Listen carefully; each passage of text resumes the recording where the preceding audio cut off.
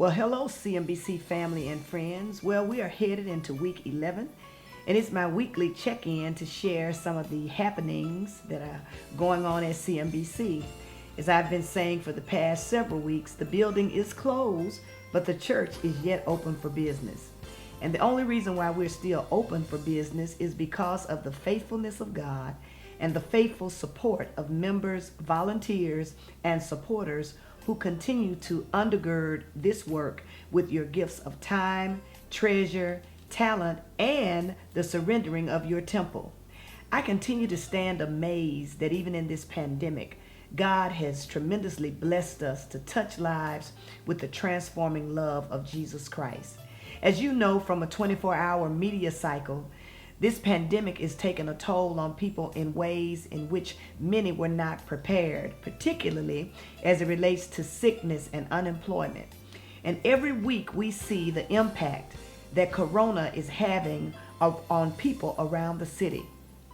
Each week people line up in cars, and cars of people start to form lines, I should say, as early as 8:30 on Wednesday mornings to take advantage of the relief boxes that we distribute each week to some 200 to 250 people. I keep emphasizing this because I want you to know that the need is real and we are blessed to be able to serve this present age.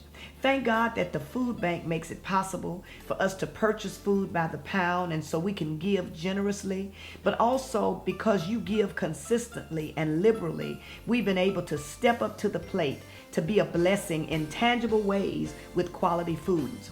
Your support is making a difference. Don't ever think for one moment that it's not. When I walk around to speak to the recipients on Wednesdays, they express their gratitude for your generosity. And my prayer is that we will always be in a position to be a blessing. Thank you so much for your investment in this work. We rely upon your support. It's essential to help us do life-saving work. So as the Lord has prospered you, we ask that you will continue to support this work. And we thank you for the work, the ways that you have supported the work, so that we can do as much as we can for as long as we can. This week, I hope you saw the news. Governor Bill Lee stopped by to help serve lunches to the Shelby County school children. According to the YMCA, CNBC is the leading site for distribution of lunches, serving over 800 lunches per day. We were honored by the distinction, and we are blessed to have committed volunteers, and it's just a blessing to be a blessing.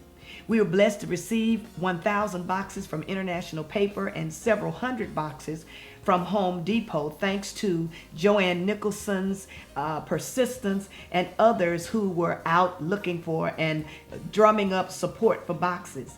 God showed up in human agency through persons like Deacon Freddie Payton and Stephanie Payton and Ida Newsom, when it looked like we were going to have to purchase those boxes. We are grateful to God for the ways that people come and help us, because teamwork makes the dream work.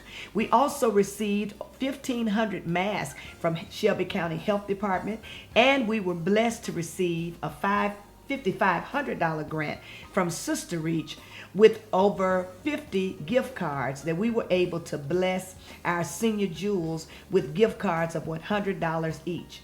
Because we had a limited number, we focused on giving those gift cards to senior jewels who are age 70 and up. If you haven't received yours, keep looking in the mail. It's on the way.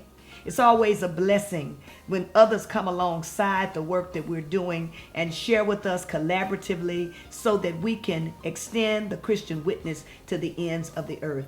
I'm always greatly encouraged when God sends people our way to let us know that He has His hand on this ministry.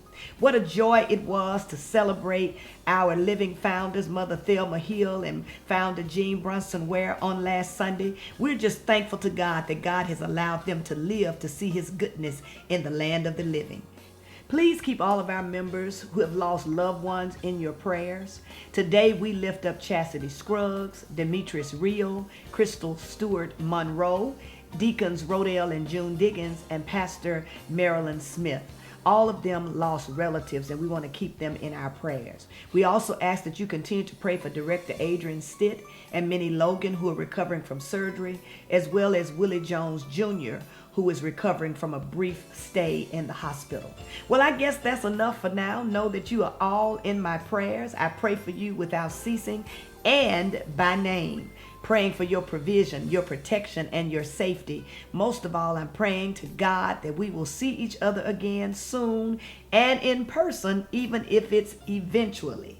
Until then, stay home, be safe, practice physical distancing, wash and pray, and meet us for digital worship live stream this Sunday at 11 a.m. Central Standard Time, and enjoy your Memorial Day holiday. With faith, with hope, and with love, your pastor.